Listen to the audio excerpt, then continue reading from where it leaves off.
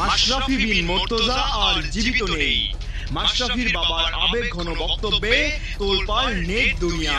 বাংলাদেশের সাবেক অধিনায়ক মাশরাফি বিন মুর্তজাকে ঘিরে নতুন করে আবেগ ঘন আলোচনা শুরু হয়েছে। তার বাবার সাম্প্রতিক এক বক্তব্য ছড়িয়ে পড়তেই সামাজিক যোগাযোগ মাধ্যমে ব্যাপক প্রতিক্রিয়া দেখা যায়। মুহূর্তেই বিষয়টি ভাইরাল হয়ে পড়ে।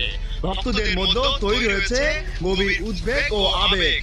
অনেকেই বিষয়টি হৃদয় বিদারক বলে মন্তব্য করছেন। এক সাক্ষাৎকারে মাশরাফির বাবা বলেন, মাশরাফি এখন আর জীবিত নাই।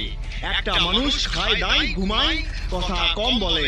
মাশরাফি তার বাবাকে এও জানিয়েছেন, মারা যাওয়ার পর তার লাশটাও যেন নড়াইলে না নিয়ে যাওয়া হয়। তার এই বক্তব্য মুহূর্তের মধ্যে আলোচনার কেন্দ্রবিন্দু হয়ে ওঠে।